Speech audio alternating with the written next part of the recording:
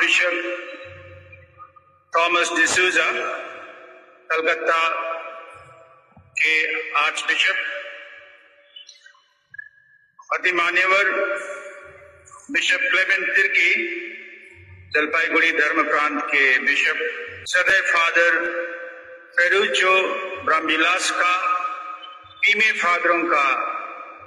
Superior general,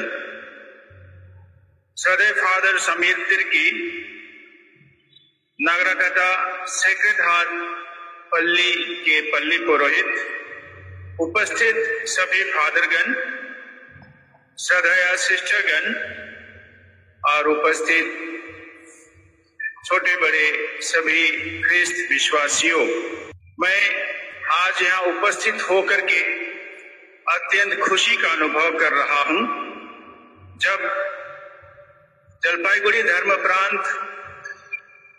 पल्ली प्रभु यीशु ख्रीस्त के पवित्रतम हृदय को समर्पित यह पल्ली नागराकटा मिशनरियों के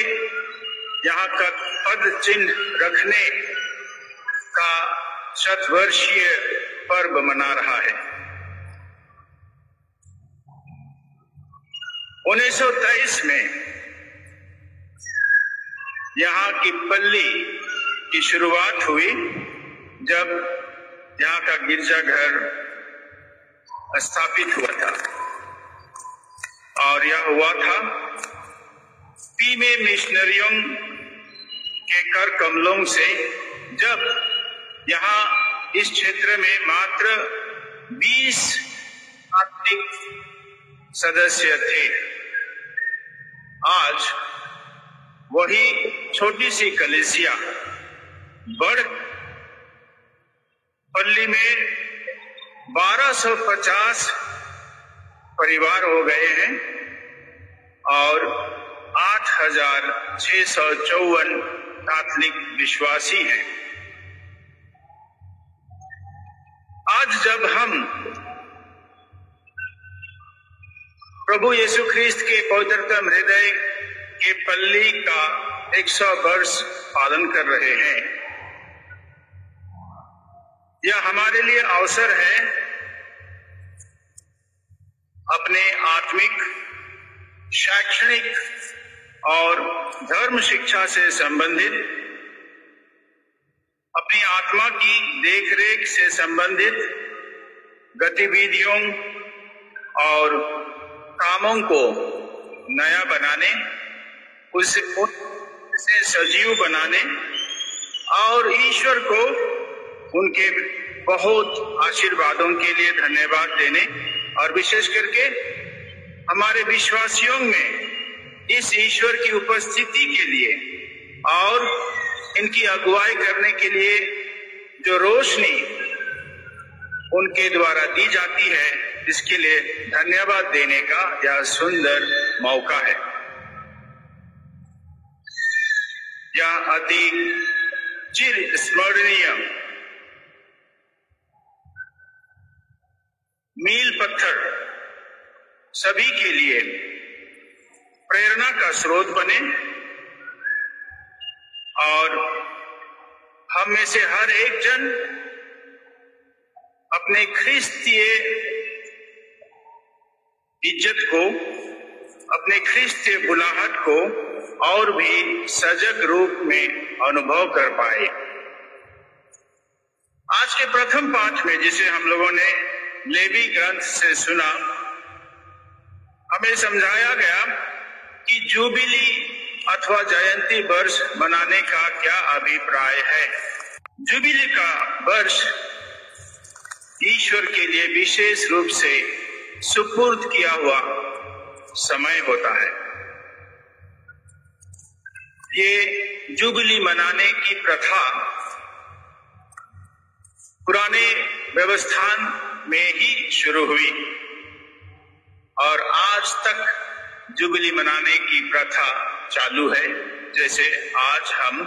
यहाँ पालन कर रहे हैं।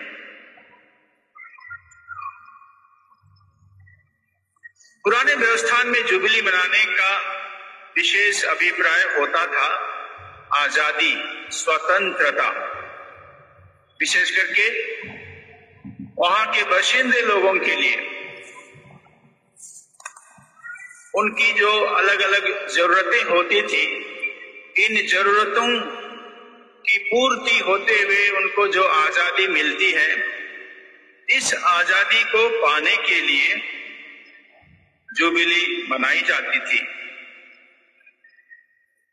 दूसरे शब्दों में कहें तो जुबिली खोए हुए न्याय को फिर से पाने का एक मौका होता है, यानी हर एक को न्याय मिले इसकी कोशिश करने का समय होता है जुबिली। कलीसिया के लिए भी जुबिली ईश्वर की कृपा पाने का समय होता है, हमारे पाप की गुलामी से छुटकारा पाने, आजादी पाने का मौका होता है। आपस में जो मतभेद होते हैं, एक दूसरे से जो दुश्मनी होती है, नासमझी होती है, इनको छोड़ करके समझौता का समय होता है और एक दूसरे को निमंत्रण देने का समय होता है कि हम एक साथ प्रभु की कृपा को पा सकें और प्रभु में आनंद मना सकें। हम लोग पल्ली स्तर पर जुबली मनाते हैं, धर्म प्रांत स्तर पर जुबली मनाते हैं, या हम लोगों के लिए अवश्य ही एक अनूठा समय है, अवसर है कि हम ईश्वर से आने वाली कृपा को पा सकें, आपस में समझौता कर सकें और हमारे लिए जो सुलभ मुक्ति है, जो प्रभु यीशु ने हमारे लिए कमाई है, उसे पाने में खुशी मनाने का यह अवसर है। आज के दूसरे पाठ में, जिसे हम लोगों ने संत पौलुस के द्वारा लिखी फिलिपियों के नाम चिट्ठी से सुना, जहां संत पौलुस हम लोगों को उत्साह देते हैं कि हम प्रभु में आनंदित हों, हम प्रभु के प्रति धन्यवादी हों उन सभी बातों में जो हम करते हैं। और यह पाठ, संत पौलुस का यह पत्र हमें याद दिलाता है कि शांति देने वाला ईश्वर हर समय हमारे निकट है, हमारे निकट होना चाहता है, और विशेष करके हमारी कठिनाइयों में,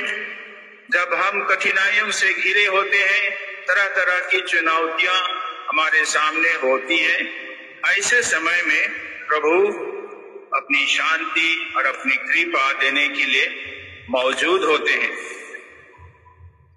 कि हमें प्रभु में मजबूती के साथ खड़ा रहना चाहिए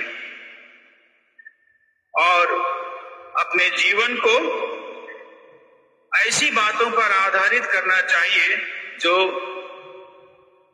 सच है, जो महान है, जो सही है, जो बहुत ही मूल्यवान है। अतः आइए हम लोग अपना मन और दिल ऐसे प्रभु में ही केंद्रित करें कि प्रभु हमें शांति का वरदान दे। आज के सुसमाचार में हम लोगों ने सुना, संत मार्कुस बताते हैं, यीशु ने अपने चेलों को कहा, उनको आदेश दिया, जाओ संसार के कोने कोने में सुसमाचार का प्रचार करो। पिता ने उसे जो आदेश दिया था, उसी मिशन को, उसी उद्देश्य को अपने चेलों को सौंपा और कहा, जैसे पिता ने मुझे भेजा है, मैं तुम्हें वैसा ही भेजता हूं। किसी एक क्षेत्र विशेष के लिए केवल नहीं है, पूरे विश्व के लिए है, पूरी दुनिया के लिए है। दुनिया में रहने वाला हर इंसान इस संदेश को पाए कि वह ईश्वर की संतान है, वह ईश्वर का प्रेम का हकदार है। और इस तरह से यह जो प्रभु का आदेश रहा, कलीसिया के बिल्कुल शुरू समय से ही प्रथम चेलों ने ही इसे कार्य रूप दिया। यरूशलेम में ही उन्होंने इसकी शुरुआत की और कलीसिया रूपी जो परिवार वहां गठन हुआ, वह परिवार धीरे धीरे व्यापक बनता गया, चारों ओर फैलता गया।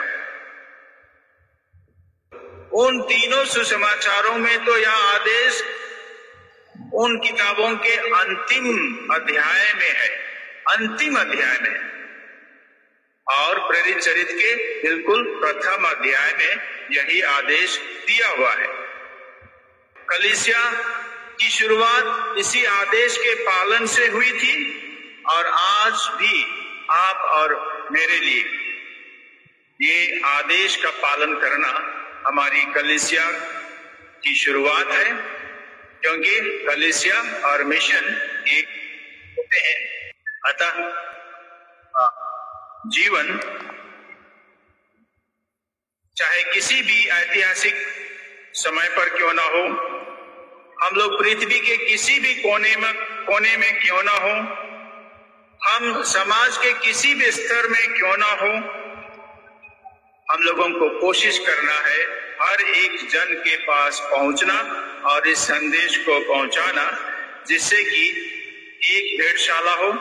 और एक ही चरवाहा हो, जैसे संत यूहन्ना के सुसमाचार अध्याय 10 पद संख्या 16 में हम पढ़ते हैं। यीशु ख्रिस्त ने इस महान आदेश को, एक दूसरे को प्रेम करने का आदेश को केवल नहीं पढ़ाया, ना ही पर्वत पर प्रवचन केवल नहीं पढ़ाया, लेकिन उसके अनुसार उसने अपना जीवन भी बिताया। यीशु ने इस प्रकार के प्रेम को, सेवा को और शांति को इस दुनिया में लाया और उन पर विश्वास करने वाले विश्वासियों को ऐसी शक्ति प्रदान की कि वे लोग अपने विश्वास में मजबूत रहें और पूरे साहस और उत्साह के साथ इस संदेश को बांट सकें। इसे हम याद भी करें और उसे पूरा भी करें। और हमारी इस कोशिश में, इस आदेश को हर एक जन तक पहुंचाने की कोशिश में वह हमारी सहायता करते हैं, करेंगे, वह हमारे साथ रहते हैं और अपने बहुत उत्तम दान पवित्र आत्मा को हमें प्रदान करते हैं। अतः जो मिशन यीशु ने अपने चेलों को सौंपा था, वह इतने वर्षों तक, 2000 वर्षों तक चलता आया है और यह आज भी चालू है। और इसलिए हम सभी के सहयोग की आवश्यकता है। अतः मेरी प्रार्थना है आप सभी के लिए, हम सभी के लिए, कि हम आज जब प्रभु की कृपा का वर्ष पालन कर रहे हैं, तो हम लोग ये जो शुभ संदेश को बांटना है, हर एक जन तक पहुंचाना है, इसे हम पूरा करें पूरी नम्रता के साथ और पूरे समर्पण के साथ, और हमारा विश्वास प्रभु में ही टिका रहे। और एक बार नागरिकता प्रभु यीशु ख्रिस्त के पवित्रतम हृदय के पल्ली के सभी पल्ली वासियों को मेरी ढेर सारी शुभकामनाएं।